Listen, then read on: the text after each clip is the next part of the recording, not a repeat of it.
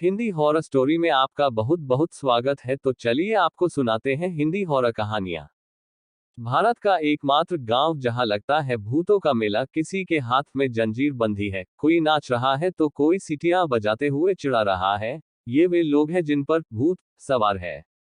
यह नजारा है मध्य प्रदेश में बैतूल जिले के मलाजपुर गांव का, जहां लगता है भूतों का मेला। मलाजपुर भारत के बिल्कुल बीच में मध्य प्रदेश के बैतूल जिले में है, जहां पिछले कई वर्षों से भारत का एकमात्र भूतों को मेला लगता है। इस गांव में पूरे देश के अलग अलग हिस्सों से लोग बुरी आत्माओं को दूर भगाने के लिए यहां आते हैं। प्रत्येक वर्ष जनवरी माह में मध्य प्रदेश के बैतूल जिले में एक अद्भुत मेला लगता है। मलाजपुर के इस बाबा के समाधि स्थल के आसपास के पेड़ों की झुकी डालियां उल्टे लटके भूत प्रेत की याद ताजा करवा रही थी। ऐसी धारणा है कि जिस भी प्रेत बाधा से पीड़ित व्यक्ति को छूने के बाद उसके शरीर में समाहित प्रेत बाबा की समाधि के एक दो चक्कर लगाने के बाद अपने आप उसके शरीर से निकलकर पास के किसी भी पेड़ पर उल्टा लटक जाता है। प्रतिवर्ष मकर संक्रांति के बाद वाली पूर्णिमा को लगने वाले इस भूतों के मेले में आने वाले सैलानियों में देश विदेश के लोगों की संख्या काफी मात्रा में होती है। खुली नंगी आंखों के सामने दुनिया भर से आए लोगों की मौजूदगी में हर साल होने वाले इस मेले में लोग डरे सहमे वहां पर होने वाले हर पल का आनंद उठाते हैं। गुरु साहब बाबा की समाधि पर लगने वाले विश्व के भूतों के एकमात्र मेले में पूर्णिमा की रात का महत्व काफी होता है। यह मेला 1 माह तक चलता है। ग्राम पंचायत मलाजपुर इसका आयोजन करती है। कई अंग्रेजों ने पुस्तकों एवं उपन्यासों तथा स्मरणों में इस मेले का जिक्र किया है। इन विदेशी लेखकों के किस्सों के चलते ही हर वर्ष कोई ना कोई विदेशी बैतूल जिले में स्थित मलाजपुर के गुरु साहिब के मेले में आता है। सतपुड़ा में मध्य प्रदेश के दक्षिण में बसे गोंडवाना क्षेत्र के जिलों में से एक बैतूल विभिन्न संस्कृतियों एवं भिन्न भिन्न परंपराओं को मानने वाली जातियों जनजातियों सहित अनेकों धर्मों व संस्कृतियों के मानने वाले लोगों से भरपूरा है। इस क्षेत्र में पीढ़ियों से निवास करते चले आ रहे इन्हीं लोगों की आस्था और अटूट विश्वास का केंद्र कहा जाने वाला गुरु साहिब बाबा का यह समाधि स्थल पर आने वाले लोगों के बताए किस्से कहानियां लोगों को बरबस इस स्थान पर खींच लाती है। क्षेत्र की जनजातियों एवं अन्य जाति धर्म व समुदायों के बीच आपसी सद्भाव के बीच इन लोगों के बीच चले आ रहे भूत प्रेत जादू टोना टोटका एवं झाड़ फूंक का विश्वास यहाँ के लोगों के बीच सदियों से प्रचलित मान्यताओं के कारण अमिट है। देवी देवता बाबा के प्रति यहाँ के लोगों की अटूट आस्था आज भी देखने को मिलती है। विशेषकर आदिवासी अंचल की गोंड भील एवं कोरकू जनजातियों में, जिसमें पीढ़ी पीढ़ी से मौजूद टोटका झाड़ फूंक एवं भूत प्रेत चुड़ैल सहित अनेक ऐसे रीति रिवाज निवारण प्रक्रिया आज भी पाई जाती है। अक्सर देखने को मिलता है कि कमजोर दिल वाले व्यक्तियों के शरीर के अंदर प्रवेशित होकर व्यक्ति को प्रत्यक्ष व अप्रत्यक्ष तरीकों से मानसिक स्थिति असंतुलित करके कष्ट पहुंचाती है। इन्हीं परेशानियों व भूत प्रेत बाधाओं से मुक्ति दिलाने वाले स्थानों में मध्य प्रदेश के बैतूल जिले के ग्राम मलाजपुर में स्थित गुरु साहब बाबा का समाधि स्थल अब पूरी दुनिया में जाना पहचाना जाने लगा है। अभी तक यहाँ पर केवल भारत के विभिन्न गांवों में बसने वाले भारतीयों को जमावड़ा होता था, लेकिन अब तो विदेशों से भी विदेशी सैलानी वीडियो कैमरों के साथ साथ अन्य फिल्मी छायांकन के लिए अपनी टीम के साथ पहुंचने लगे हैं। मलाजपुर के गुरु साहिब बाबा के पौराणिक इतिहास के बारे में अनेक कथाएं प्रचलित हैं। जनश्रुति है कि बैतूल जिला मुख्यालय से 34 किलोमीटर दूर विकासखंड चिचोली, जो कि क्षेत्र में पाई जाने वाली वन उपजों के व्यापारिक केंद्र के रूप में प्रख्यात है। इसी चिचोली विकासखंड से 8 किलोमीटर दूर से ग्राम मलाजपुर, जहां स्थित है श्रद्धा और आस्थाओं का सर्वजातिमान्य श्री गुरु साहिब बाबा का समाधि स्थल। उपलब्ध जानकारी के अनुसार इस स्थल का पौराणिक इतिहास यह है कि विक्रम संवत 1700 के पश्चात आज से लगभग 348 वर्ष पूर्व ईस्वी सन 1644 के समकालीन समय में गुरु साहब बाबा के पूर्वज मलाजपुर के पास स्थित ग्राम कटकुही में आकर बसे थे। बाबा के वंशज महाराणा प्रताप के शासनकाल में राजस्थान के आदमपुर नगर के निवासी थे। अकबर और महाराणा प्रताप के मध्य छिड़े घमसान युद्ध के परिणामस्वरूप भटकते हुए बाबा के वंशज बैतूल जिले के इस दूरस्थ क्षेत्र में आकर बस गए। बाबा के परिवार के मुखिया का नाम राय सिंह तथा पत्नी का नाम चंद्रकुंवर बाई था, जो बंजारा जाति के कुशवाहा वंश के थे। इनके 4 पुत्र क्रमशः मोती सिंह, दमन सिंह, देवजी, गुरु साहब और हरिदास थे। श्री देवजी संत गुरु साहब बाबा का जन्म विक्रम संवत 1727 फाल्गुन सुदी पूर्णिमा को कटकुही ग्राम में हुआ था। बाबा का बाल्यकाल से ही रहन सहन खाने पीने का ढंग अजीबो गरीब था। बाल्यकाल से ही भगवान भक्ति में लीन श्री गुरु साहिब बाबा ने मध्य प्रदेश के हरदा जिले के अंतर्गत ग्राम खिरकिया के संत जयंता बाबा से गुरुमंत्र की दीक्षा ग्रहण कर वे तीर्थाटन करते हुए अमृतसर में अपने इष्टदेव की पूजा आराधना में कुछ दिनों तक रहे। इस स्थान पर गुरु साहिब बाबा को देवाला बाबा के नाम से लोग जानते पहचानते हैं तथा आज भी वहां पर उनकी याद में प्रतिवर्ष विशाल मेला लगता है। इस मेले में लाखों भूत प्रेत बाधा से ग्रसित व्यक्तियों को भूत प्रेत बाधा से मुक्ति मिलती है। गुरु साहिब बाबा उक्त स्थानों से चंद दिनों के लिए भगवान विश्वनाथ की पुण्य नगरी काशी प्रवास पर गए, जहां गायघाट के समीप निर्मित दरभंगा नरेश की कोठी के पास बाबा का मंदिर स्थित है। बाबा के चमत्कारों व आशीर्वाद से लाभान्वित श्रद्धालु भक्तों व भूत प्रेतों बाधा निवारण प्रक्रिया के प्रति आस्था रखने वाले महाराष्ट्र भक्तों द्वारा शिवाजी पार्क पूना में बाबा का एक भव्य मंदिर का निर्माण करवाया गया। गुरु साहब बाबा की समाधि स्थल पर देखरेख हेतु पारिवारिक परंपरा के अनुरूप बाबा के उत्तराधिकारी के रूप में उनके ज्येष्ठ भ्राता महंत गप्पादास गुरु गद्दी के महंत हुए। तत्पश्चात यह भार उनके सुपुत्र परमसुख ने संभाला। उनके पश्चात क्रमशः सूरत सिंह नीलकंठ महंत हुए। इनकी समाधि भी यहीं पर निर्मित है। वर्तमान में महंत चंद्र सिंह गुरु गादी पर महंत के रूप में सन 1967 से विराजित हुए। यहाँ पर विशेष उल्लेखनीय यह है कि वर्तमान महंत को छोड़कर शेष पूर्व में सभी बाबा के उत्तराधिकारियों ने बाबा का अनुसरण करते हुए जीवित समाधियां ली। वह प्रेत जिसने कई सोखाओं को पीटा, भूत प्रेतों की लीला भी अपरंपार होती है। कभी कभी ये बहुत ही सज्जनता से पेश आते हैं तो कभी कभी इनका उग्र रूप अच्छे अच्छों की धोती गीली कर देता है। भूत प्रेतों में बहुत कम ऐसे होते हैं जो आसानी से काबू में आ जाए, नहीं तो अधिकतर सोखाओं पंडितों को पानी पिलाकर रख देते हैं, उनकी नानी की याद दिला देते हैं। आज की कहानी एक ऐसे प्रेत की है जिसको कोई भी सोखा पंडित अपने काबू में नहीं कर पाए और ना ही वह प्रेत किसी देवी देवता से ही डरता था। क्या वह प्रेत ही था या कोई और? आइए जानने की कोशिश करते हैं। हमारी भी इस प्रेत को जानने की उत्कंठा अति तीव्र हो गई थी जब हमने पहली बार ही इसके बारे में सुना। दरअसल लोगों से पता चला कि इस प्रेत ने बहुत सारे सोखाओं पंडितों को घिसरा घिसरा कर मारा, और इतना ही नहीं, जब इसे किसी देवी या देवता के स्थान पर लेकर जाया गया तो इसने उस देवी या देवता की भी खुलकर खिल्ली उड़ाए और उन्हें चुनौती दे डाली कि पहले पहचान, मैं कौन। और शायद इस कौन का उत्तर किसी के पास नहीं था, चाहे वह सोखा हो या किसी देवी या देवता का बहुत बड़ा भक्त या पुजारी। अभी से आप मत सोचिए कि यह कौन था जिसका पता बड़े बड़े सोखा और पंडित तक नहीं लगा पाए। क्या इस कहानी को पढ़ने के बाद भी इस रहस्य से पर्दा नहीं उठेगा?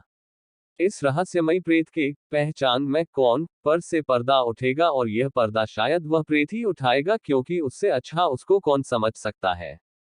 बस थोड़ा इंतजार कीजिए और कहानी को आगे तो बढ़ने दीजिए। यह कहानी हमारे गांव जवार की नहीं है। ये कहानी है हमारे जिले से सटे कुशीनगर जिले के एक गांव की। यह गांव पडरौना के पास है। अब आप सोच रहे होंगे कि यह कहानी जब मेरे जिले की नहीं है तो फिर मैं इसे कैसे सुना रहा हूं। मान्यवर, इस गांव में मेरी रिश्तेदारी पड़ती है, अस्तु इस कहानी को मैं भी अच्छी तरह से बयां कर सकता हूं। भूत प्रेतों की तरह से इस कहानी को रहस्यमय न बनाते हुए मैं सीधे अपनी बात पर आ जाता हूं। इस गांव में एक पंडित जी हैं जो बहुत ही सुशील, सभ्य और नेक इंसान है। यह कहानी घटित होने से पहले तक ये पंडित जी एक बड़े माने जाने ठेकेदार हुआ करते थे और ठेके के काम से अधिकतर घर से दूर ही रहा करते थे। हफ्ते या 15 दिन में इनका घर पर आना जाना होता था। ये ठेका लेकर सड़क आदि बनवाने का काम करते थे। इनके घर के सभी लोग भी बड़े ही सुशिक्षित एवं सज्जन प्रकृति के आदमी हैं। इनकी पत्नी तो साधु स्वभाव की है और एक कुशल गृहिणी होने के साथ ही साथ बहुत ही धर्मनिष्ठ है। एक बार की बात है कि पंडित जी ठेके के काम से बाहर गए हुए थे, पर 2 दिन के बाद ही उनको 2 लोग उनके घर पर पहुंचाने आए। पंडित जी के घर वालों को उन 2 व्यक्तियों ने बताया कि पता नहीं क्यों कल से ही पंडित जी कुछ अजीब हरकत कर रहे हैं। जैसे कल रात को 7 मजदूरों ने अपने लिए खाना बनाया था और ये जिद करके उन लोगों के साथ ही खाना खाने बैठे, पर मजदूरों ने कहा कि पंडित जी पहले आप खा ले फिर हम खाएंगे। और इसके बाद जब ये खाना खाने बैठे तो 7 मजदूरों का खाना अकेले खा गए, और ये खाना भी आदमी जैसा नहीं, निशाचरों जैसा खा रहे थे। उसके बाद 2 मजदूर तो डरकर वहां से भाग ही गए। फिर हम लोगों को पता चला। उसके बाद हम लोग भी वहां पहुंचे और इनको किसी तरह सुलाए और सुबह होते ही इनको पहुंचाने के लिए निकल पड़े। इसके बाद वे दोनों व्यक्ति चले गए और पंडित जी भी आराम से अपनी कोठरी में चले गए। कुछ देर के बाद पंडित जी लुंगी लपेटे घर से बाहर आए और घर वालों के मना करने के बावजूद भी खेतों की ओर निकल गए। घर का एक व्यक्ति भी इनके छोटे भाई चुपके से इनके पीछे पीछे हो लिया। जब पंडित जी गांव से बाहर निकले तो अपने ही आम के बगीचे में चले गए। आम के बगीचे में पहुंचकर कुछ समय तो पंडित जी टहलते रहे, पर पता नहीं अचानक उनको क्या हुआ कि आम की नीचे झुलती हुई मोटी मोटी डालियों को ऐसे तोड़ने लगे जैसे हनुमान का बल उनमें आ गया हो। डालियों के टूटने की आवाज सुनकर इनके छोटे भाई दौड़कर बगीचे में पहुंचे और इनको ऐसा करने से रोकने लगे। जब इनके छोटे भाई ने बहुत ही मान मनोबल की तब पंडित जी थोड़ा शांत हुए और घर पर वापस आ गए। इस घटना के बाद तो पंडित जी के पूरे परिवार के साथ ही साथ इनका पूरा गांव भी संशय में जीने लगा। एक दिन फिर क्या हुआ कि पंडित जी अपनी ही कोठरी में बैठकर अपने बच्चे को पढ़ा रहे थे और इनकी पत्नी वहीं बैठकर रामायण पढ़ रही थी। तभी इनकी पत्नी क्या देखती है कि पंडित जी की शरीर फूलती जा रही है और चेहरा भी क्रोध से लाल होता जा रहा है। अभी पंडित जी की पत्नी कुछ समझती तब तक पंडित जी अपने ही बेटे का सिर अपने मुंह में लेकर ऐसा लग रहा था कि जैसे चबा जाएंगे, पर इनकी पत्नी डरी नहीं और सभ्य भाषा में बच्चे को छोड़ने की विनती की। अचानक पंडित जी बच्चे का सिर मुंह से निकालकर शांत होने लगे और रोते बच्चे का सिर सहलाने लगे। इस घटना के बाद तो पंडित जी के घर वालों की चैन और नींद ही हराम हो गई। वे लोग पूजा पाठ करवाने के साथ ही साथ कई सारे डॉक्टरों से संपर्क भी किए। यहाँ तक कि उन्हें कई बड़े बड़े अस्पतालों में दिखाया गया, पर डॉक्टरों की कोई भी दवा काम नहीं की और इधर एक दो दिन पर पंडित जी कोई न कोई भयानक कार्य करके सबको सकते में डालते ही रहे। डॉक्टरों से दिखाने का सिलसिला लगभग 2 महीने तक चलता रहा, पर पंडित जी के हालत में सुधार नामात्र भी नहीं हुआ। हाँ, पर अब सबके समझ में एक बात आ गई थी और वह यह कि जब भी पंडित जी की शरीर फूलने लगती थी और उनका चेहरा तमतमाने लगता था तो घर वाले उनकी पत्नी को बुला लाते थे और पंडित जी अपनी पत्नी को देखते ही शांत हो जाते थे। एक दिन पंडित जी की पत्नी पूजा कर रही थी, तभी पंडित जी वहां आ गए और अपनी पत्नी से हंसकर पूछे कि तुम पूजा क्यों कर रही हो। पंडित जी की पत्नी ने कहा कि आप अच्छा हो जाएं, इसलिए। अपनी पत्नी की बात सुनकर पंडित जी ठहाका मारकर हंसने लगे और हंसते हंसते अचानक बोल पड़े कि कितना भी पूजा पाठ कर लो, पर मैं इसे छोड़ने वाला नहीं हूं। अगर मैं इसे छोड़ूंगा तो इसे इस लोक से भेजने के बाद ही।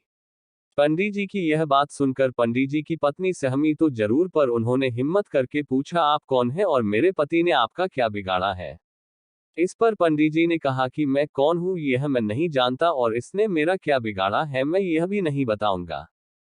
पंडित जी की पत्नी ने जब यह बात अपने घर वालों को बताई तो पंडित जी के घर वालों ने उस जवार में जितने सोखा पंडित हैं उन सबसे संपर्क करना शुरू किया।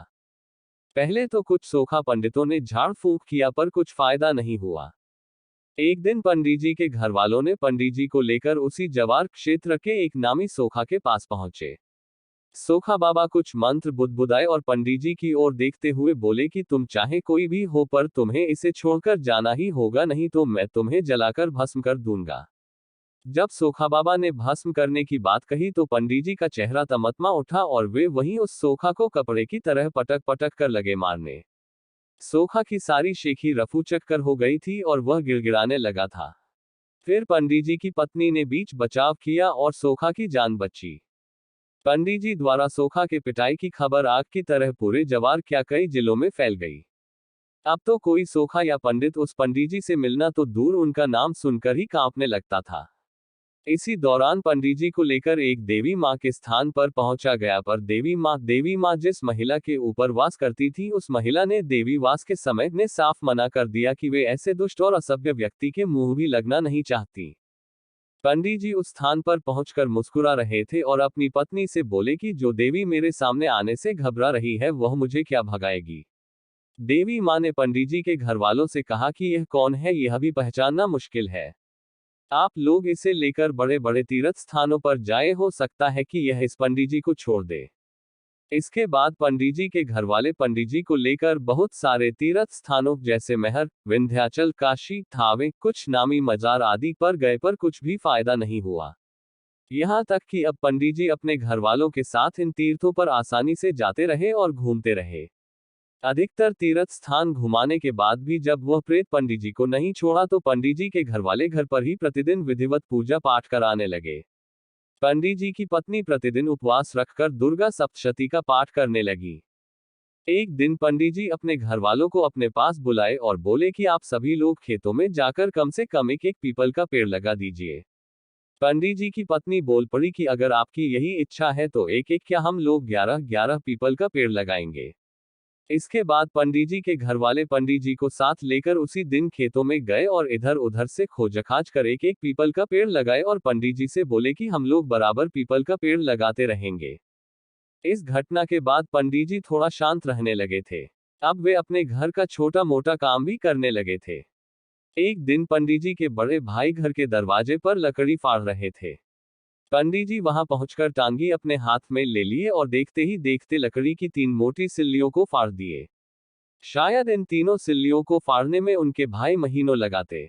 एक दिन लगभग सुबह के 4 बजे होंगे कि पंडित जी ने अपनी पत्नी को जगाया और बोल पड़े, मैं जा रहा हूं। पंडित जी की पत्नी बोल पड़ी, अभी तो रात है और इस रात में आप कहाँ जा रहे हैं। अपनी पत्नी की यह बात सुनकर पंडित जी हंसे और बोले, मैं जा रहा हूं और वह भी अकेले, तेरे सुहाग को तेरे पास छोड़कर। अब मैं तेरे पति को और तुम लोगों को कभी तंग नहीं करूंगा। तुम जल्दी से अपने पूरे घर वालों को जगवाओ ताकि जाने से पहले मैं उन सबसे भी मिल लूं। पंडित जी के इतना कहते ही पंडित जी की पत्नी के आंखों से झर झर झर आंसू झरने लगे और वे पंडित जी का पैर पकड़कर खूब तेज रोने लगी। अब तो पंडित जी के पत्नी के रोने की आवाज सुनकर घर के लोग ऐसे ही भयभीत हो गए और दौड़ भागकर पंडित जी के कमरे में पहुंचे। अरे यह क्या, पंडित जी के कमरे का माहौल तो एकदम अच्छा था क्योंकि पंडित जी तो मुस्कुराए जा रहे थे। घर वालों ने पंडित जी की पत्नी को चुप कराया और रोने का कारण पूछा। पंडित जी की पत्नी के बोलने से पहले ही पंडित जी स्वयं बोल पड़े कि अब मैं सदा सदा के लिए आपके घर के इस सदस्य पंडित जी को छोड़कर जा रहा हूं। अब आप लोगों को कष्ट देने कभी नहीं आऊंगा। पंडित जी के इतना कहते ही पंडित जी की पत्नी बोल पड़ी, आप जो भी हो, मेरी गलतियों को क्षमा करेंगे। क्या मैं जान सकती हूँ कि आप कौन हैं और मेरे पति को क्यों पकड़ रखे थे। इतना सुनते ही पंडित जी बहुत जोर से हंसे और बोले, मैं ब्रह्म प्रेत बरम पिशाच हूँ। मेरा कोई भी कुछ नहीं बिगाड़ सकता और तेरे पति ने उसी पीपल के पेड़ को कटवा दिया था जिस पर मैं हजारों वर्षों से रहा करता था। इसने मेरा घर ही उजाड़ दिया था, इसलिए मैंने भी इसको बर्बाद करने की ठान ली थी, पर तुम लोगों की अच्छाई ने मुझे ऐसा करने से रोक लिया। इस घटना के बाद से वे ब्रह्म प्रेत महाराज जी उस पंडित जी को छोड़कर सदा सदा के लिए जा चुके हैं। आज पंडित जी एवं उनका परिवार एकदम खुशहाल और सुख समृद्ध है। पर ब्रह्म प्रेत महाराज के जाने के बाद भी अगर कुछ बचा है तो उनकी यादें और विशेषकर उन सोखाओं के जेहन में जिनका पाला इस ब्रह्म प्रेत जी से पड़ा था और जिसके चलते इन सोखाओं ने अपनी सोखागिरा छोड़ दी थी। एक निवेदन करता हूं, प्रेत बनकर नहीं आदमी बनकर एक तो पेड़ काटे ही नहीं और अगर मजबूरी में काटना भी पड़ जाए तो एक के बदले 2 लगा दीजिए, ताकि मेरा घर बचा रहे और आप लोगों का भी। क्योंकि अगर ऐसे ही पेड़ कटते रहे तो एक दिन प्रकृति असंतुलित हो जाएगी और शायद ना आप बचेंगे ना आपका घर भी। गृहस्थ भूत हुनेसर जी, नाम बदला हुआ, हमारे जिले के ही रहने वाले थे और शादीशुदा थे। उनके परिवार में उनके 2 छोटे भाई, माता पिता, पत्नी तथा 2 प्यारे बच्चे थे। हुनेसर जी कोलकाता में किसी सेठ के यहाँ ट्रक की ड्राइवरी करते थे। उन्हें ट्रक पर माल लादकर दूर दूर के शहरों में जाना पड़ता था। वे बहुत ही मेहनती थे और अपना काम पूरी जिम्मेदारी व ईमानदारी से करते थे। उनके कार्यों से उनका सेठ भी बहुत ही खुश था और हर महीने उन्हें अपने साथ लेकर डाकघर जाता था और 1000-1200 उनके घर मनी ऑर्डर जरूर कराता था। हुनेसर जी की जीवन गाड़ी बहुत ही मजे में चल रही थी। कभी कभी जब उनको माल लेकर लखनऊ, बनारस आदि आना पड़ता तो वे थोड़ा समय निकालकर घर पर भी आ जाते और घर वालों का हालचाल लेने के बाद वापस चले जाते। एक बार की बात है कि हुनेसर जी रात को करीब 10 बजे ट्रक लेकर निकले। उन्हें दिल्ली की ओर जाना था। उनके साथ सामू नाम का एक खलासी भी था। हुनेसर जी खलासी को अपने बेटे जैसा मानते थे और उसे ट्रक चलाना भी सिखाते थे। अब सामू ट्रक चलाने में निपुण भी हो गया था। उस रात सामू ने जिद करके कहा कि आप आराम से सो जाइए तो ट्रक चलाकर मैं ले चलता हूँ। हुनेसर जी ना कहकर ट्रक खुद चलाते हुए निकल पड़े और सामू उनके बगल में बैठा रहा। रात के करीब 1 बजे होंगे और ट्रक एक चौड़ी सड़क पर तेज गति से दौड़ा चला जा रहा था। अचानक हुनेसर जी को पता नहीं क्या हुआ कि वे सड़क किनारे ट्रक रोककर बीड़ी सुलगाकर पीने लगे। बीड़ी पीने के बाद वे सामू से बोले कि मुझे बहुत नींद आ रही है, अस्तु मैं सोने जा रहा हूं। तुम एक काम करो, मजे में धीरे धीरे ट्रक चलाकर ले चलो। सामू तो ट्रक चलाना ही चाहता था, उसने हामी भरकर ट्रक की स्टीयरिंग पकड़ ली और धीमी गति से ट्रक को दौड़ाने लगा। लगभग आधे एक घंटे के बाद जब सामू को लगा कि अब हुनेसर जी गहरी नींद में सो रहे हैं तो उसको मस्ती सूझी। उसने ट्रक की स्पीड बहुत ही तेज कर दी और गुनगुनाते हुए ड्राइविंग करने लगा। अचानक उससे पीछे से एक और ट्रक आती दिखाई पड़ी, शायद जिसकी स्पीड और भी तेज थी। उसने सोचा कि शायद पीछे से आ रही ट्रक उससे आगे निकलना चाहती है। सामू का भी खून अभी तो एकदम नया था। वह भला ऐसा क्यों होने दे, उसने भी ट्रक का एक्सीलेटर चांपते हुए ट्रक को और भी तेज दौड़ाने लगा। अरे यह क्या, उसने ट्रक की स्पीड इतनी बढ़ा दी कि ट्रक अब उसके काबू से बाहर हो गई। वह कुछ सोच पाता इससे पहले ही ट्रक सड़क छोड़कर उतर गई और एक पेड़ से टकराकर पूरी तरह से नष्ट हो गई। इस दुर्घटना में हुनेसर जी तो प्रभु को प्यारे हो गए, पर सामू बच गया।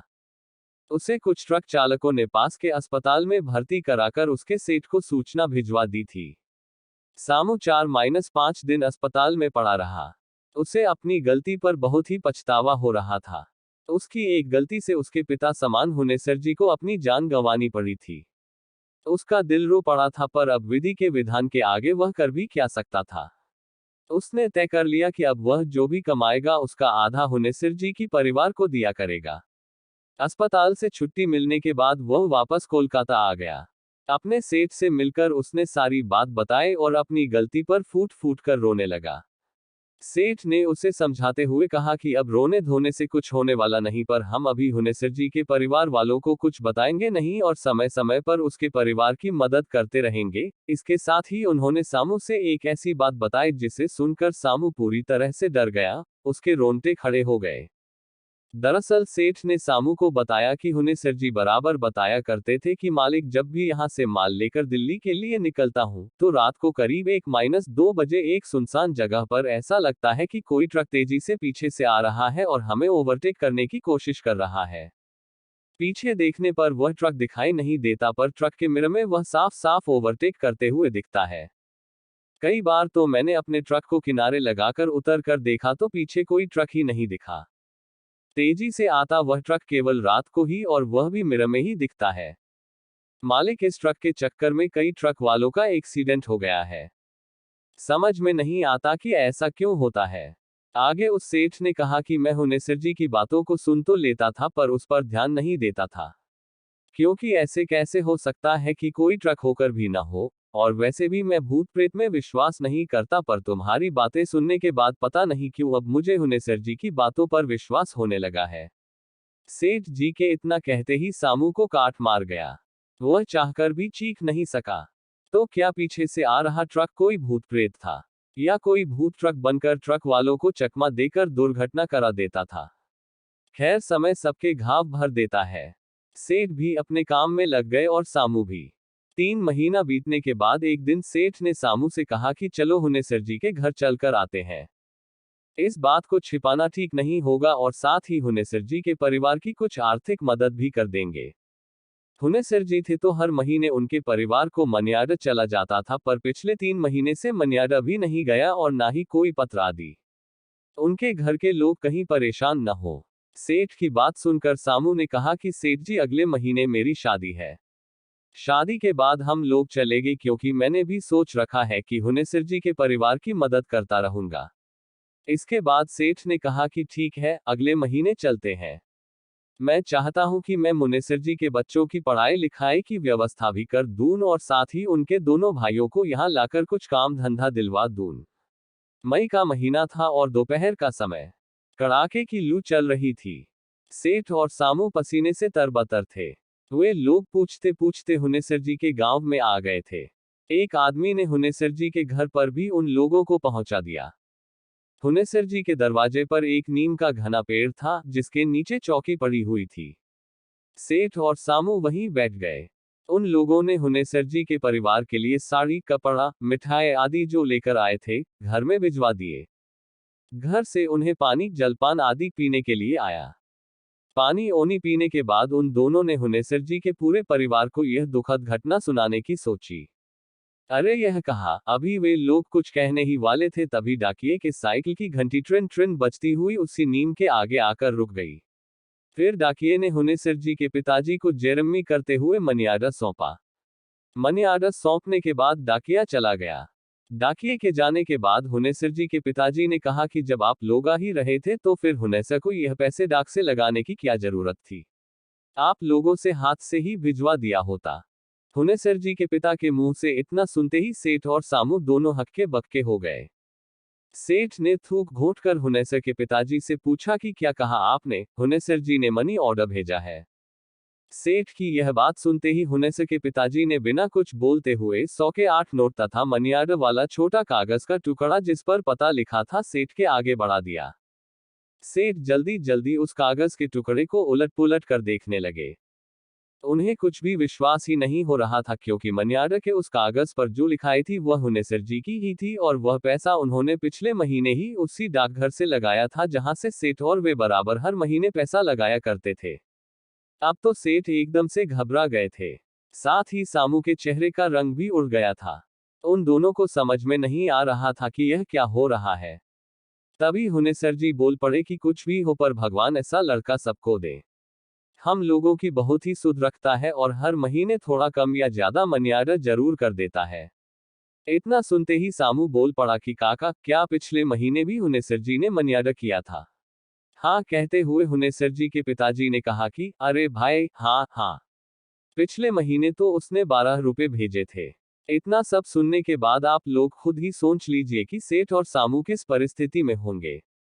अचानक सामू अपने आप को रोक न सका और फाफक कर रो पड़ा। सेठ से रहा न गया और वे सामू को चुप कराते हुए खुद भी रुआंसू हो गए।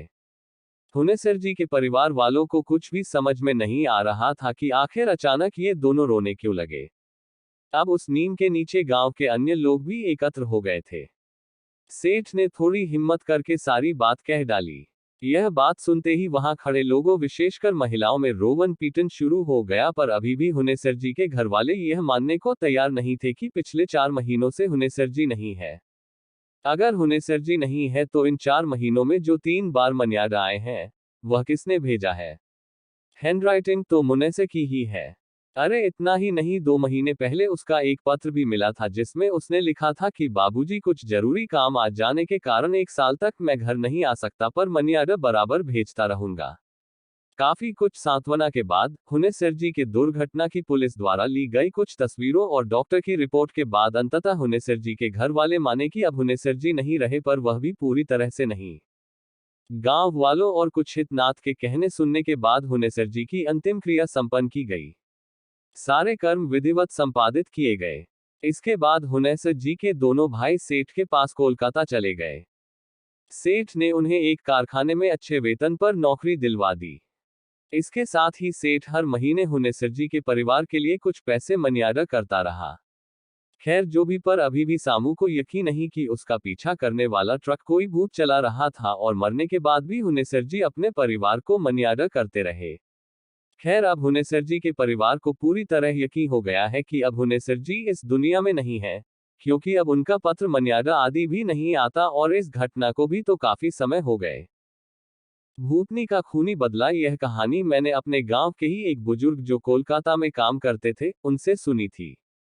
एक बार की बात है कि कुछ अंग्रेज शिकारी भारत के किसी जंगल में शिकार पर गए। उस जंगल के बाहर एक डाक बंगला था पर उसमें पहले से ही कोई बड़ा अंग्रेज अधिकारी ठहरा हुआ था। अस्तु इन अंग्रेज शिकारियों को जंगल के बीच बने एक पुराने डाक बंगले में रुकना पड़ा। इस डाक बंगले का रखवाला अपने परिवार के साथ रहता था और डाक बंगले में रुकने वाले लोगों की सेवा करता था। इस रखवाले के परिवार में उसकी बीवी तथा लगभग 14-15 साल की उसकी एकमात्र लड़की थी। एक शाम जब अंग्रेज शिकारी शिकार करके वापस डाक बंगले पर आए तो नहा धोकर पीने बैठ गए। पीने के बाद उन्हें इतनी चढ़ गई कि वे लोग पूरी तरह से बहक गए और उस रखवाले को गोली मारने के बाद उसकी बीवी तथा बच्ची को नोच डाले। इन पापियों को नशे में कुछ भी पता नहीं चला और नोचने के बाद उन दोनों को भी गोलियों से भून डाले और तीनों की लाश को डाक बंगले के पीछे दफना दिए। यह बात आई गई रह गई। अंग्रेजों ने फिर कुछ दिन के बाद वहां कैलाश नामक एक नया सेवक रख दिया। किसी को कुछ भी पता नहीं चला कि इस पुराने डाक बंगले का पुराना सेवक और उसका परिवार कहाँ चला गया। एक बार की बात है कि नया सेवक कैलाश रात को गेट बंद करके सोया हुआ था। तभी अचानक उसकी नींद खुल गई क्योंकि उसे लगा कि दरवाजे पर कोई रो रहा है। उसने एक हाथ में लाठी उठाया और दूसरे में चिराग और दरवाजे पर आकर हाथ लगाया, कौन है? इतनी रात गए कौन दरवाजे पर रो रहा है? उसने देखा कि एक किशोरी दरवाजे पर बैठी रो रही है। कैलाश उस किशोरी के पास गया और उसके सिर पर हाथ रखते हुए कहा कि बेटी रो मत, अंदर चल।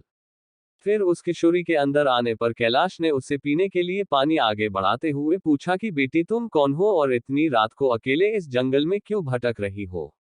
कैलाश की इतनी बातें सुनते ही वह किशोरी और तेज फाफक पड़ी।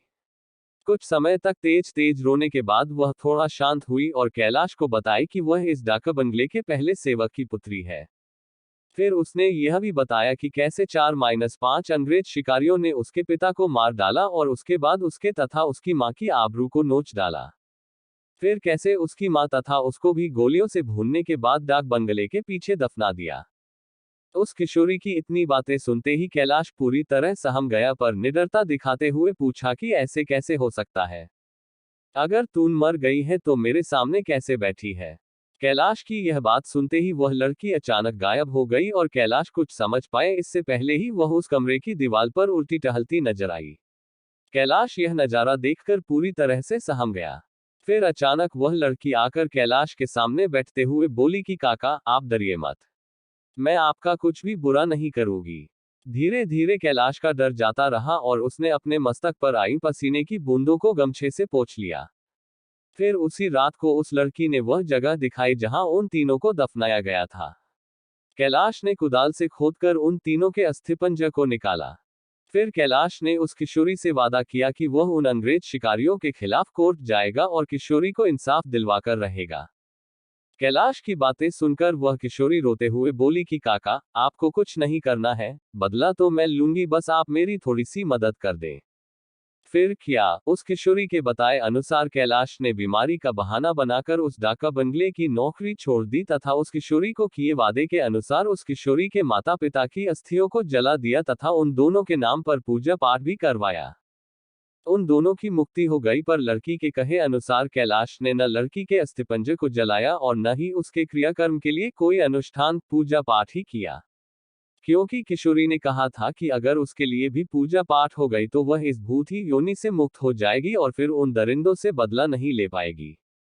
समय बीतता गया और अब उस डाक बंगले में कोई नया सेवक आने को भी तैयार नहीं होता क्योंकि कैलाश वहीं आसपास मंडराता रहता और नए आने वाले सेवक को भूत ही कहानी सुनाकर भगा देता। कभी कभी वह किशोरी भी अपनी भूत ही कारनामे से आने वाले नए सेवक को 9-2-11 कर देती। पर उस बंगले पर शिकारियों का आना कम नहीं हुआ, वे आते और खुद ही अपनी व्यवस्था करते। पर जो अब आता वह वापस नहीं जाता, क्योंकि उस डाक बंगले में ठहरने वाला हर अंग्रेज शिकारी उस लड़की का शिकार हो जाता। कभी कभी तो ऐसा होता कि वह लड़की किसी अंग्रेज शिकारी को अपने लटकों झटकों में फंसाकर उस डाक बंगले में लाती और रात को अपने असली रूप में आ जाती और डराकर उस अंग्रेज को मार डालती और उसका खून पी जाती। यह क्रम चलता रहा और उस डाक बंगले में मरने वाले अंग्रेज शिकारियों की मौत रहस्य ही बनी रही। अंग्रेज अधिकारियों की लाख कोशिश के बावजूद न हत्यारा पकड़ में आता और न ही मरने वाले अंग्रेज शिकारियों अधिकारियों के मौत का कारण पता चलता। धीरे धीरे यह खबर आसपास के क्षेत्रों में अंग्रेज शिकारियों आदि में फैल गई कि पुराने डाक बंगले में ठहरने वाले हर शिकारी की रात तो होती है पर वह दूसरे दिन का सूरज नहीं देख पाता। 2-3 और वर्ष बीते और अब वह डाक बंगला खंडहर हो गया, क्योंकि अब किसी में भी हिम्मत नहीं थी कि वहां ठहरे। आखिर किसको अपनी जान की परवाह नहीं होती। पर वह किशोरी भूतनी जो अब युवती बन गई थी, उसी डाक बंगले में रहकर अपने हत्यारों का इंतजार करती। दिन में उधर आने जाने वाले लोगों को उसका एहसास होता, क्योंकि वह बराबर रोती रहती पर किसी को दिखाई नहीं देती। एक बार की बात है कि वह युवा भूतनी उस जंगल में रह रहे एक युवा भूत तथा युवा भूतनी के संपर्क में आई। ये दोनों आदिवासी थे और जंगल में लकड़ी काटते समय किसी अंग्रेज शिकारी के शिकार बन गए थे। युवा भूतनी उन दोनों को लेकर शहर की ओर निकल गई। युवा भूतनी उन दोनों भूत भूतनी के साथ शहर में घूम घूम कर अपने हथियारों की तलाश करती रही। 2-3 दिन की मेहनत के बाद ही वह अपने हथियारों को पहचान ली। एक दिन वह शाम के समय खूब खूबसूरत युवती बनकर उनमें से एक हत्यारे अंग्रेज शिकारी के घर पर गई। घर पर उस अंग्रेज के सिवा कोई नहीं था। फिर उसने खूब लटके झटके दिखाए और उस अंग्रेज को अपनी सुंदरता में फांस लिया। रूप लुभावन हो तो अच्छे अच्छों को फंसते देर नहीं लगती। योजना के अनुसार वह दूसरे दिन भी उस अंग्रेज से मिली, फिर उसे पूरी तरह विश्वास में लेने के बाद एक दिन कही कि क्यों नहीं हम लोग शिकार पर चले। अंग्रेज ने कहा कि अच्छी बात है, मेरे कुछ मित्र शिकारी हैं, उन्हें भी लेकर चलते हैं। फिर क्या था, उस युवती भूतनी ने उस अंग्रेज से कहा कि मेरी एक और सहेली है, वह भी बहुत ही खूबसूरत है और शिकार पर जाना पसंद करेगी। फिर दूसरे दिन उस युवती भूतनी ने अपने साथ आए हुए दूसरी युवा भूतनी से उस अंग्रेज शिकारी को मिलवाया। अब तो अंग्रेज पूरी तरह उस भूतनी के माया जाल, रूप जाल में फंस चुका था। एक दिन सुबह सुबह वह अपने उन्हीं पुराने दोस्तों के साथ जंगल की ओर निकल पड़ा। दिन भर शिकार करते रहे और खूब मौजमस्ती भी। शाम होने को आई तो अंग्रेज शिकारियों ने कहा कि अब सूर्य ढलने लगा है, क्यों ना हम लोग वापस शहर लौट चले। अंग्रेज की बात सुनकर उस युवा भूतनी ने कहा कि ना, आज रात हम लोग यहीं ठहर कर जंगल का आनंद उठाते हैं। पर एक अंग्रेज शिकारी ने कहा कि हमने पहले से डाक बंगला तो बुक किया नहीं है, ठहरेंगे कहाँ। फिर क्या था, वो युवा भूतनी मुस्कुराए और बोली कि इसी जंगल में दूसरी ओर मेरे एक मित्र आदिवासी की कुटिया है, हम रात वहीं बिताएंगे और खूब मौजमस्ती करेंगे। अब हुआ यूं कि उस युवा भूतनी की योजना के अनुसार देखते ही देखते उसके मित्र युवा भूत ने एक मड़ई तैयार कर ली थी। उसमें ऐशो आराम की सारी चीजें भी ला दी थी। उन दोनों युवा भूतनी के साथ ये अंग्रेज उस मड़ई में पहुंचे। इन अंग्रेज शिकारियों को उस मड़ई की दशा देखकर अजीब लगा, क्योंकि उस मड़ई में महलों, बड़े बड़े होटलों जैसी व्यवस्था थी। रात को पार्टी शुरू हुई तथा साथ ही अंग्रेज अधिकारियों की सिट्टी पिट्टी गुम होना ही। क्योंकि पहले तो उन दो युवा भूतनी जो देखने में बहुत खूबसूरत लग रही थी, अचानक बहुत ही डरावनी रूप बना ली। ऐसा रूप जिसे देखते ही अच्छे अच्छों की पैंट गीली हो जाए। फिर क्या था, उन भूतनियों ने ग्लास में खून भरकर लाकर उन अंग्रेजों को पिलाना शुरू कर दिया। किसी अंग्रेज की हिम्मत ही न थी कि वह ना करे, क्योंकि सब के सब पूरी तरह से डरे हुए थे और कांप रहे थे। अचानक आदिवासी युवा भी विकराल रूप में आ गया और अचानक उछलकर पास के एक मोटे पेड़ की मोटी शाखा को उछलकर इतना जोर से खींचा कि चरखी आवाज के साथ वह मोटी शाखा टूट गई। उसके बाद वह विकराल भूत उन अंग्रेज शिकारियों में से एक को पकड़कर पैर के नीचे दबाकर देखते ही देखते चीर दिया और उसके खून को पीने लगा। उसका खून पीता देख दोनों भूतनियों ने भी लंबी लंबी विकराल चीख निकालते हुए खून पीने में उसका साथ देने लगी और साथ ही अपने बड़े बड़े नाखूनों से उसका शरीर जगह जगह से चीरने लगी। उस युवा भूतनी ने तो भयानक आवाज निकालते हुए दौड़कर एक दूसरे अंग्रेज शिकारी के पास पहुंची और उसकी आंखों में अपने विकराल भयावह भाले जैसे नखों को डालकर उसकी दोनों आंखों को निकाल कर खा गई। इसके बाद उन तीनों भूतनी भूत ने एक एक कर सभी अंग्रेज शिकारियों को मार डाला। दूसरे दिन उन अंग्रेजों की खोज में गए अंग्रेज अधिकारियों को उनकी ऐसी विभत्स लाशें मिली जो देखने में बहुत ही भयावह लग रही थी। उनको ऐसे नोचा गया था कि लगता था कि यह किसी मनुष्य या जानवर का काम ही नहीं हो सकता। कैलाश को तो सब कुछ पता ही था, पर वह किसी को कुछ नहीं बताया। फिर एक दिन समय निकालकर गोपनीय रूप से कैलाश ने उस युवा भूतनी के कंकाल को भी जला दिया तथा उसकी मुक्ति के लिए एक पूजा करवा दी। आखिर कौन था वह? आधुनिक समय में भूत प्रेत अंधविश्वास के प्रतीक के रूप में देखे जाते हैं, पर कुछ लोग ऐसे भी हैं जो भूत प्रेतों के अस्तित्व को नकार नहीं सकते। कुछ लोग पढ़े लिखे जिन्हें भूत प्रेत पर पूरा विश्वास होता है, वे भी इन आत्माओं के अस्तित्व को नकार जाते हैं, क्योंकि उनको पता है कि अगर वे किसी से इन बातों का जिक्र किए तो सामने वाला भी, चाहे भले इन बातों को मानता हो, पर वह यही बोलेगा, पढ़े लिखे होने के बाद भी आप ये कैसी बातें कर रहे हैं। और इस प्रश्न का उत्तर देने और लोगों के सामने अपने को गंवारू समझे जाने से बचने के लिए लोग इन बातों का जिक्र करने से बचते हैं। मैं आज यहाँ दो वृतांत का वर्णन करूंगा, जिसको सुनने पढ़ने के बाद आपको क्या लगता है अवश्य बताएं। खैर, मैं भी तो भूत प्रेत को नहीं मानता, पर कभी कभी कुछ ऐसी घटनाएं घट जाती हैं कि भूत प्रेत के अस्तित्व को नकारना बनावटी लगता है। बात कोई 15-16 साल पहले की है। मैं जिस जगह पर काम करता था वहीं पास में एक फ्लैट किराए पर लिया था। इस फ्लैट में मैं अकेले रहता था, हाँ, पर कभी कभी कोई मित्र संबंधी आदि भी आते रहते थे। इस फ्लैट में एक बड़ा सा हॉल था और इसी हॉल से संबंध एक बाथरूम और रसोई घर।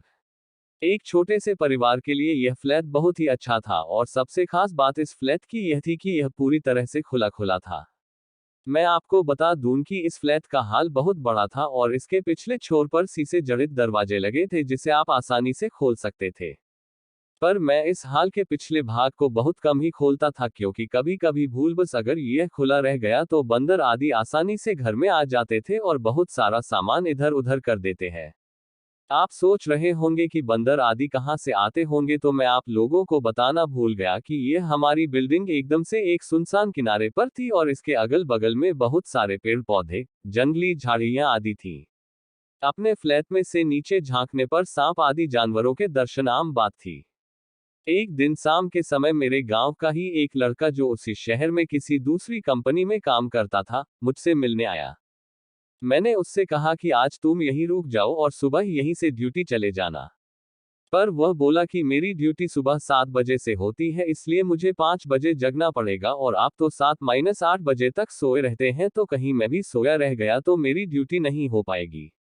इस पर मैंने कहा कि कोई बात नहीं, एक काम करते हैं, 4 बजे सुबह का अलार्म लगा देते हैं और तुम जल्दी से जगकर अपने लिए टिफिन भी बना लेना, पर हाँ एक काम करना, मुझे मत जगाना। इसके बाद वह रहने को तैयार हो गया। रात को खा पीकर लगभग 11:30 तक हम लोग सो गए। हम दोनों हाल में ही सोए थे। मैं खाट पर सोया था और वह लड़का लगभग मेरे से 2 मीटर की दूरी पर चटाई बिछाकर नीचे ही सोया था। एक बात और, रात को सोते समय भी मैं हाल में 0 वॉट का बल्ब जलाकर रखता था। अचानक लगभग रात के 2 बजे मेरी नींद खुली। यहाँ मैं आप लोगों को बता दूं कि वास्तव में मेरी नींद खुल गई थी, पर मैं लेटे लेटे ही मेरी नज़र किचन के दरवाजे की ओर चली गई। मैं क्या देखता हूँ कि एक व्यक्ति किचन का दरवाजा खोलकर अंदर गया और मैं कुछ बोलूं उससे पहले ही फिर से किचन का दरवाजा धीरे धीरे बंद हो गया। मुझे इसमें कोई हैरानी नहीं हुई क्योंकि मुझे पता था कि गांव वाला लड़का ड्यूटी के लिए लेट ना हो इस चक्कर में जल्दी जग गया होगा।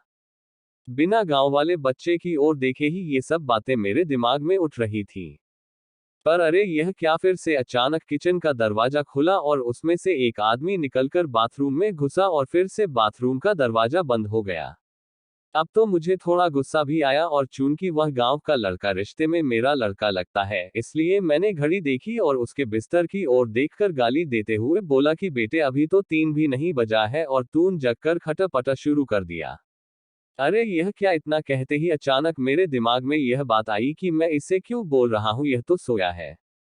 अब तो मैं फटाक से खाट से उठा और दौड़कर उस बच्चे को जगाया। वह आंख मलते हुए उठा, पर मैं उसको कुछ बताए बिना सिर्फ इतना ही पूछा कि क्या तू 2-3 मिनट पहले जगा था, तो वह बोला नहीं तो, और वह फिर से सो गया। अब मेरे समझ में कुछ भी नहीं आ रहा था। मैंने हाल में लगे ट्यूब को भी जला दिया था। अब पूरे हाल में पूरा प्रकाश था और मेरी नजरें अब कभी बाथरूम के दरवाजे पर तो कभी किचन के दरवाजे पर थी, पर किचन और बाथरूम के दरवाजे अब पूरी तरह से बंद थे। अब मैं हिम्मत करके उठा और धीरे से जाकर बाथरूम का दरवाजा खोला। बाथरूम छोटा था और उसमें कोई नहीं दिखा। इसके बाद मैं किचन का दरवाजा खोला और उसमें भी लगे बल्ब को जला दिया, पर वहां भी कोई नहीं था। अब मैं क्या करूं? नींद भी एकदम से उड़ चुकी थी। इस घटना का जिक्र मैंने किसी से नहीं किया। मुझे लगा यह मेरा वहम था और अगर किसी को बताऊंगा तो कोई मेरे रूम में भी शायद आने में डरने लगे। इस घटना को बीते लगभग 1 महीने हो गए थे और रात को फिर कभी मुझे ऐसा अनुभव नहीं हुआ। एक दिन मेरे गांव के 2 लोग हमारे पास आए। उनमें से एक को विदेश जाना था और दूसरा उनको छोड़ने आया था। वे लोग रात को मेरे यहाँ ही रुके थे और उस रात मैं अपने एक रिश्तेदार से मिलने चला गया था और रात को वापस नहीं आया। सुबह सुबह जब मैं अपने रूम पर पहुंचा तो वे दोनों लोग तैयार होकर बैठे थे और मेरा ही इंतजार कर रहे थे। ऐसा लग रहा था कि वे बहुत ही डरे हुए और उदास हो। मेरे आते ही वे लोग बोल पड़े कि अब हम लोग जा रहे हैं। मैंने उन लोगों से पूछा कि फ्लाइट तो कल है, तो आज की रात आप लोग कहाँ ठहरेंगे? उनमें से एक ने बोला रोड पर सो लेंगे, पर इस कमरे में नहीं। अरे अब अचानक मुझे 1 महीना पहले घटित घटना याद आ गई। मैंने सोचा तो क्या इन लोगों ने भी इस फ्लैट में किसी अजनबी आत्मा को देखा? मैंने उन लोगों से पूछा कि आखिर बात क्या हुई, तो उनमें से एक ने कहा कि रात को कोई व्यक्ति आकर मुझे जगाया और बोला कि कंपनी में चलते हैं। मेरा पर्स वहीं छूट गया है। फिर मैं थोड़ा डर गया और इसको भी जगा दिया। इसने भी उस व्यक्ति को देखा, वह देखने में एकदम सीधा साधा लग रहा था और शालीन भी। हम लोग एकदम डर गए थे क्योंकि हमें वह व्यक्ति इसके बाद किचन में जाता हुआ दिखाई दिया था और उसके बाद फिर कभी किचन से बाहर नहीं निकला और हम लोगों का डर के मारे बुरा हाल था। हम लोग रात भर बैठकर हनुमान का नाम जपते रहे और उस किचन के दरवाजे की ओर टकटकी लगाकर देखते रहे, पर सुबह हो गई है और वह आदमी अभी तक किचन से बाहर नहीं निकला है। अब तो मैं भी थोड़ा डर गया और उन दोनों को साथ लेकर तेजी से किचन का दरवाजा खोला, पर किचन में तो कोई नहीं था। हाँ, पर किचन में गौर से छानबीन करने के बाद हमने पाया कि कुछ तो गड़बड़ है। जी हाँ, दरअसल फ्रिज खोलने के बाद हमने देखा कि फ्रिज में लगभग जो 1 किलो टमाटर रखे हुए थे वे गायब थे और टमाटर के कुछ बीज, रस आदि वहीं नीचे गिरे हुए थे और इसके साथ ही किचन में एक अजीब गंध फैली हुई थी। खैर, पता नहीं यह हम लोगों को वहम था या वास्तव में कोई आत्मा हमारे रूम में आई थी। मैंने इससे छुटकारा पाने के लिए उस फ्लैट को ही चेंज कर दिया और दूसरे बिल्डिंग में आकर रहने लगे। ऐसे स्थान जहां खतरनाक और दुष्ट आत्माएं कैद हैं, डरावनी भूत प्रेत से जुड़ा कोई भी लेख, कहानी या फिर फिल्म इंसानी मस्तिष्क को सबसे पहले और सबसे ज्यादा आकर्षित करते हैं, लेकिन सच यही है कि इस पर तब तक विश्वास नहीं किया जा सकता जब तक कि कोई इन्हें अपनी आंखों से ना देख ले या फिर कोई इन्हें महसूस ना कर ले। ऐसा ही कुछ तथ्य भूत बंगलों से जुड़ा हुआ है जिस पर वो व्यक्ति कभी विश्वास नहीं करता जिसने वहां मौजूद पारलौकिक शक्तियों का अनुभव ना किया हो। आज हम आपको ऐसे ही कुछ विश्व प्रसिद्ध हॉन्टेड हाउस के बारे में बताएंगे जिनके भीतर बुरी आत्माओं का वास तो है, लेकिन जहां कुछ लोग इसे सिर्फ मनगढ़ंत कहानी मानते हैं तो कुछ इन जगहों का नाम सुनकर भी कांप जाते हैं। 1. White house. जी हाँ, विश्व के सबसे ताकतवर आदमी का निवास स्थान व्हाइट हाउस सिर्फ इसलिए नहीं जाना जाता क्योंकि वहां अमेरिका के राष्ट्रपति रहते हैं, बल्कि इससे भी ज्यादा खास बात यह है कि यहां अमेरिका के दूसरे राष्ट्रपति जॉन एडम्स, जिन्होंने अमेरिका के स्वतंत्रता संग्राम में बहुत महत्वपूर्ण भूमिका निभाई थी, की आत्मा आज भी इस स्थान को छोड़कर नहीं गई है। बहुत से लोगों ने यहाँ किसी बुरे व्यक्ति को घूमते देखा है, जो एक ही नजर में आंखों से ओझल हो जाता है। कुछ लोग इस बूढ़ी परछाई को लिंकन की आत्मा कहते हैं, लेकिन इस परछाई के पहनावे और व्यवहार से इसे जॉन एडम्स का ही प्रेत कहा जाता है। 2. द शूना होटल, इंग्लैंड। विश्व का सबसे पुराना और सबसे भूतहा स्थान है यह होटल। इतिहास के महान चरित्र किंग जॉर्ज तृतीय और चार्ल्स डिकन इस होटल में बहुत समय तक रुके थे। उन्हें यहाँ ठहरना पसंद था। वैसे तो यह होटल आज भी आमजन के पूरी रात खुला रहता है, लेकिन फिर भी आप यहाँ ठहरने का रिस्क नहीं ले सकते क्योंकि ब्रिटेन की एक पैरानॉर्मल सोसाइटी ने यह पाया है कि यहाँ प्रेत आत्माएं अपनी मौजूदगी दर्ज करवा चुकी हैं और उनके साथ समीपता रखना इंसानों के लिए घातक सिद्ध हो सकता है। इस होटल के कमरे 17 और 28 बेहद खौफनाक हैं। यहाँ ठहरने वाला कोई भी व्यक्ति अपनी जान नहीं बचा पाया है। 3. ला लॉरी हाउस, अमेरिका। सन 1800 के शुरुआती दौर में इस होटल में मैडम ला लॉरी रहा करती थी। दुनिया के सामने वह एक बहुत अच्छी महिला के तौर पर रहती थी, लेकिन पीठ पीछे वह अपने गुलामों और नौकरों के साथ बहुत बुरा और अमानवीय सलूक करती थी। एक रात उनके एक गुलाम ने उस घर में आग लगा दी जिसमें जलकर ला लॉरी की मौत हो गई। लेकिन उस आग में सिर्फ उनका शरीर जला था क्योंकि उसकी आत्मा आज भी वही भटक रही है और वहां आने वाले लोगों को यातनाएं देती है। लोगों ने कई बार वहां अजीब सी आवाजें सुनी हैं, जो सुनने में बेहद डरावनी होती हैं। 4. The tower of London, England. एक समय था जब इस जगह इंग्लैंड की खतरनाक कुख्यात हस्तियों को बंदी बनाकर रखा जाता था, जिनमें से कई बंधकों के सिर काट दिए गए या उन्हें फांसी पर लटका दिया गया। उन्हीं मृत बंधकों की खतरनाक आत्माएं आज यहाँ भटकती हैं और आने जाने वाले हर व्यक्ति को परेशान करती हैं। लोगों ने कई बार यहाँ दर्द से चीखने चिल्लाने की आवाजें सुनी हैं और कटे सिर वाले शरीर को घूमते हुए देखा है। घुटन डरावनी, ये बात काफी पुरानी है, शायद 1991 से 1992 के लगभग की घटना है। हमारे पड़ोस में एक किराएदार रहा करते थे। उनकी सर्विस 2 व्हीलर कंपनी में एक मैकेनिक की थी। उनकी प्रवृत्ति नास्तिक थी और उनकी पत्नी और बच्चे काफी धार्मिक थे। उनके बीच में हमेशा इसी बात को लेकर झगड़ा होता था कि जब भी कोई धार्मिक समारोह होता, जैसे कोई साधु संत का प्रवचन होना हो या कोई झांकी को या फिर पड़ोस में किसी के भी यहाँ भजन मंडली का कार्यक्रम हो तो उनकी पत्नी किसी भी समारोह में पुण्य कमाने का अवसर नहीं खोना चाहती थी, इसलिए वो जब भी किसी का बुलावा आता या कोई ऊंचे साधु संतों का प्रवचन होता वो तुरंत वहां जाने के लिए तैयार हो जाती थी। यही बात उनके पति को अच्छी नहीं लगती थी, क्योंकि उनके इस तरह के बुलावों में जाने से उनके दैनिक कार्यों में व्यवधान पड़ता था।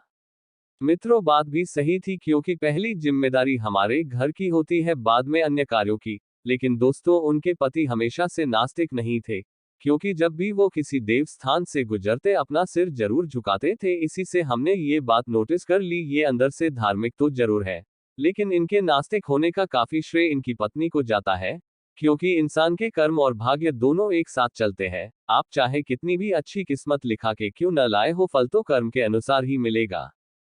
इनकी पत्नी को घर के मकान की बहुत लालसा रहती थी, और भाग्य ने साथ दिया तो उनके होम लोन की दिक्कतें दूर हो गई और उन्होंने अच्छा सा मकान खरीद लिया। दोस्तों, अब यहां से बात शुरू होती है। उनकी पत्नी के कारण उन अंकल को पूजा पाठ और हवन शांति गृह प्रवेश को बिल्कुल सिरे से नकार दिया और घर में शिफ्ट हो गए।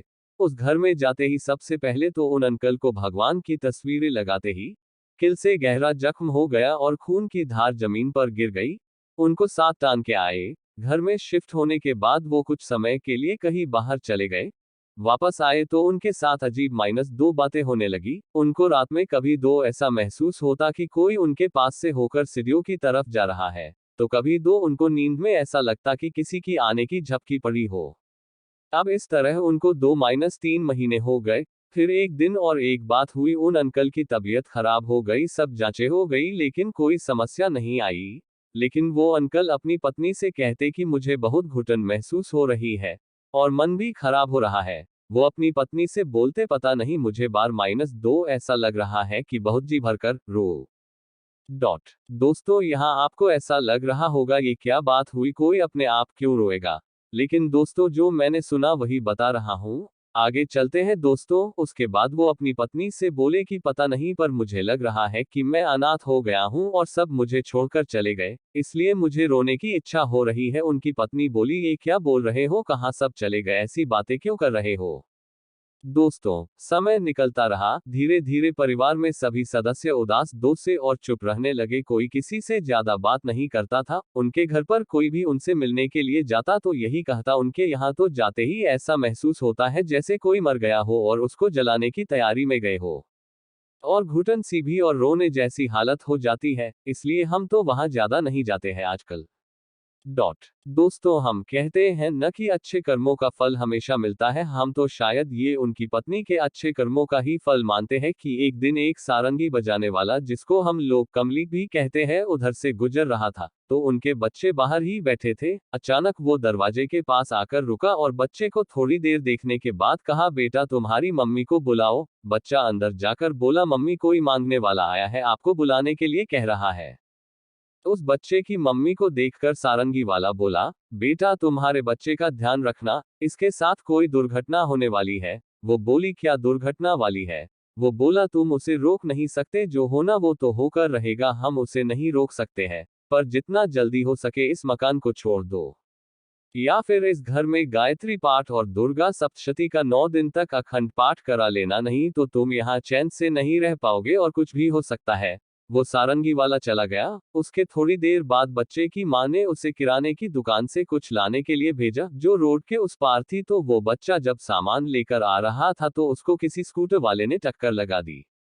इत्तेफाक से बच्चे को भी साथ टांग के आए। अब जब से वो सारंगी वाला बोलकर गया, तब से वो घर में दहशत सी फैल गई। फिर उन आंटी ने वहां गायत्री पाठ और सप्तशती चंडी का पाठ कराने की सोच ली, लेकिन जब भी इसका नाम लेते तो उनके पति फिर से इन सभी चीजों को नकारते रहते। उनकी पत्नी की स्थिति ऐसी हो गई जैसे एक तरफ कुआं, एक तरफ खाए और बीच में शेर। एक तरह से देखा जाए तो जब भी इस घर के शुद्धिकरण की बात आती तो हमेशा नकारात्मक सोच ही उभर के आती थी। एक दिन उन अंकल के कोई रिश्तेदार वह मिलने आए, जो भजन कीर्तन में व्यस्त रहते थे। उन्होंने भी जब वो जाने लगे तो वो बोले, तुम ये मकान जल्दी से छोड़ दो, नहीं तो कुछ भी हो सकता है, मुझे यहाँ कुछ अच्छा नहीं लग रहा है। फिर काफी जनों की राय लेने के बाद उनको वो घर छोड़ना ही पड़ा। फिर कुछ महीनों बाद वो आंटी एक बुजुर्ग महिला से बातें कर रही थी, तो बातों बातों में उस मकान की जिक्र चला, तो उन बुजुर्ग महिला ने बताया कि यहाँ पर एक लड़की छत से गिर गई थी, और जब दूसरा परिवार जब रहने आया तो एक दिन घर में कट फैलने से सात लोग एक साथ मर गए थे। ये घटना उन बुजुर्ग महिला के शादी के समय के आसपास की घटना थी। तो दोस्तों, इस पूरे घटनाक्रम में 7 के आंकड़े का माजरा समझ के भी नहीं समझ नहीं आया, लेकिन इस किस्से में एक बात तो सही है कि बिना मुहूर्त और पूजा पाठ के कोई महत्वपूर्ण काम करने से क्या दो अनहोनी हो सकती है। पुराना कब्रिस्तान यह कोई काल्पनिक कहानी या फिल्म की कहानी नहीं है, बल्कि आंखों देखा सच है। मैं कंपनी की ओर से पिकनिक पर गया हुआ था। पिकनिक शहर के बाहर एक रेसोर्ट में थी। पहले कंपनी के लोगों ने क्रिकेट और अन्य खेल खेले, उसके बाद रेसोर्ट में ही बने वाटर पार्क में चले गए। वहां केवल कुछ लोगों को ही तैरना आता था, वो सब गहरे पानी में तैर रहे थे, बाकी सब कम गहरे पानी में तैर रहे थे। हम दोस्तों में एक शर्त लगी, पानी में एक सिक्का फेंका जाएगा और जो सबसे कम समय में सिक्का ढूंढ के लाएगा वह जीत जाएगा। सब ने बारी बारी से गोता लगाया, मगर किसी को सिक्का मिला तक नहीं। अगली बारी मेरी थी। मैं भी कूद गया, लेकिन पानी में जाते ही दृश्य बदल गया। मैंने पाया कि जमीन 20 या 25 फीट दूर थी। नीचे एक कब्रिस्तान दिखाई दे रहा था। वहां एक औरत खड़ी थी जो चेहरे और पोशाक से भारतीय नहीं लग रही थी। उसके हाथ में वही सिक्का था। वह अपना हाथ ऊपर की ओर करके खड़ी थी, ऐसा लग रहा था मानो कि वो मुझे ही सिक्का देने के लिए खड़ी हो। मैं जैसे उसके सम्मोहन में आगे बढ़ता चला जा रहा था। कुछ ही क्षणों में मैं उसके करीब था और मैंने उसके हाथ से सिक्का ले लिया। जैसे ही मैं वापस आने लगा, उसने मेरा हाथ पकड़कर खींच लिया। अब उसका और मेरा चेहरा आमने सामने था। एक ही पल में उसका चेहरा बदल गया और एक भयानक रूप ले लिया। उसकी आंखों से खून निकल रहा था और उसके चेहरे पर एक भयानक सी मुस्कान थी। मेरे डर की कोई सीमा नहीं थी। मैं डर के मारे कांप गया। मैंने झटके से अपना हाथ छुड़ाया। हाथ छुड़ाते ही कब्रिस्तान और महिला दोनों गायब हो गए और मैंने अपने आप को पूल में पाया। मुझे लगा जैसे कि मैं किसी सपने से जागा हूं। मैं जल्दी से पानी से बाहर आ गया और दूर जाकर बैठ गया। मेरी सांस फूल रही थी और मैं खांस रहा था। मेरे दोस्तों मेरी मदद करने लगे। थोड़ी देर में मैं सामान्य था। हर कोई पूछ रहा था कि क्या हुआ। मैंने बस सर हिलाते हुए कुछ नहीं में जवाब दिया। मैंने मुट्ठी खोलकर देखी तो सिक्का मेरे हाथ में था। ये देख मेरे दोस्त खुशी से उछलने लगे और मुझे बधाई देने लगे। दोस्तों ने फिर से शर्त लगाई, मगर मैं फिर से पानी में नहीं गया। शाम हो गई थी, हमारी बस जाने वाली थी। हम कुछ लोग सिगरेट पीने बाहर चले गए। मेरे दोस्त मजाक कर रहे थे और जोर जोर से हंस रहे थे। सामने खड़े एक अंकल हमारी बातें गौर से सुन रहे थे और बीच बीच में तड़का भी मार रहे थे। मैं चुपचाप खड़ा था। मेरे एक दोस्त ने मजाक में पूछा कि मैं तब से चुप क्यों हूं, क्या अंदर कोई भूत देख लिया। ये सुनकर अंकल ने मजाकिया लिहाज में कहा कि अंग्रेजों के जमाने में यहाँ कब्रिस्तान हुआ करता था, जरूर किसी गोरे का भूत देख लिया होगा। ये सुनकर सब हंसने लगे, मगर मुझको यकीन हो गया था कि जो मैंने देखा वह मेरा वहम नहीं था। सर कटी लाश कहने को तो हम 2010 एक आधुनिक युग में जी रहे हैं, जहां सिर्फ विज्ञान की बात होती है। यहाँ भूत प्रेत की बात करना अंधविश्वास कहलाता है। मैं भी ऐसा ही सोचता था, मगर एक हादसे के बाद मेरी सोच थोड़ी बदल गई। जून की गर्मी के कारण सबका जीना मुहाल था। हम सब कुछ दिनों के लिए अपने ननिहाल गए हुए थे, वहां जहां मेरी कुछ अच्छी यादें जुड़ी हुई थी। मगर इस बार ऐसा नहीं था। मैंने जो देखा उस पर मुझे विश्वास नहीं हुआ। गांव में एक कटे सर के आदमी के दिखने की अफवाह थी, पर हम इन बातों पर विश्वास नहीं करते थे। एक दिन दोपहर को मैं नहर के किनारे बैठा था। गर्मी में ठंडी हवा के झोंकों का अलग ही मजा था। मुझे हल्की हल्की नींद आने लगी थी। तभी कोई मेरे पास आकर बैठ गया और बातें करने लगा। मैं भी आधी नींद में उससे बातें करने लगा। बातों बातों में उसने मेरा अतीत बता डाला और फिर जब मैंने उसे देखा तो मेरी सांस ही रुक गई। उसका सर नहीं था। एक पल में मेरी सारी नींद उड़ गई और वो आदमी भी गायब हो गया। मैं वहां से भागकर सीधा घर आ गया। उस दिन मेरी तबीयत भी खराब हो गई। जो मैंने देखा शायद वो मेरा सपना भी हो सकता है, क्योंकि मैं आधी नींद में था। मगर जब भी वो घटना याद आती है मेरी रूह कांप जाती है। अमावस्या का रहस्य, वर्ष के मान से उत्तरायण में और माह के मान से शुक्ल पक्ष में देव आत्माएं सक्रिय रहती हैं, तो दक्षिणायन और कृष्ण पक्ष में दैत्य आत्माएं ज्यादा सक्रिय रहती हैं। जब दानवी आत्माएं ज्यादा सक्रिय रहती हैं, तब मनुष्यों में भी दानवी प्रवृत्ति का असर बढ़ जाता है। इसीलिए उक्त दिनों के महत्वपूर्ण दिन में व्यक्ति के मन मस्तिष्क को धर्म की ओर मोड़ दिया जाता है। अमावस्या के दिन भूत प्रेत, पितरी, पिशाच, निशाचर, जीव जंतु और दैत्य ज्यादा सक्रिय और उन्मुक्त रहते हैं। ऐसे दिन की प्रकृति को जानकर विशेष सावधानी रखनी चाहिए। प्रेत के शरीर की रचना में 25% फिजिकल एटम और 75% ईथरिक एटम होता है। इसी प्रकार पितरी शरीर के निर्माण में 25% ईथरिक एटम और 75% एस्ट्रल एटम होता है। अगर ईथरिक एटम सघन हो जाए तो प्रेतों का छाया चित्र लिया जा सकता है, और इसी प्रकार यदि एस्ट्रल एटम सघन हो जाए तो पितरों का भी छाया चित्र लिया जा सकता है। ज्योतिष में चंद्र को मन का देवता माना गया है। अमावस्या के दिन चंद्रमा दिखाई नहीं देता। ऐसे में जो लोग अति भावुक होते हैं, उन पर इस बात का सर्वाधिक प्रभाव पड़ता है। लड़कियां मन से बहुत ही भावुक होती हैं। इस दिन चंद्रमा नहीं दिखाई देता, तो ऐसे में हमारे शरीर में हलचल अधिक बढ़ जाती है। जो व्यक्ति नकारात्मक सोच वाला होता है, उसे नकारात्मक शक्ति अपने प्रभाव में ले लेती है। धर्म ग्रंथों में चंद्रमा की 16वीं कला को आमा कहा गया है। चंद्रमंडल की आमा नाम की महाकला है, जिसमें चंद्रमा की 16 कलाओं की शक्ति शामिल है। शास्त्रों में आमा के अनेक नाम आए हैं, जैसे अमावस्या, सूर्य चंद्र संगम, पंचदशी, अमावसी, अमावासी या अमामासी। अमावस्या के दिन चंद्र नहीं दिखाई देता, अर्थात जिसका क्षय और उदय नहीं होता है, उसे अमावस्या कहा गया है। तब इसे कुहू अमावस्या भी कहा जाता है। अमावस्या माह में एक बार ही आती है। शास्त्रों में अमावस्या तिथि का स्वामी पितृदेव को माना जाता है। अमावस्या सूर्य और चंद्र के मिलन का काल है। इस दिन दोनों ही एक ही राशि में रहते हैं। आपको यह कहानियां कैसी लगी, हमें कमेंट करके जरूर बताएं, और लाइक शेयर करना मत भूलना। नई नई कहानियां सुनने के लिए हमारे YouTube चैनल को सब्सक्राइब करें। कहानियां देखने के लिए धन्यवाद।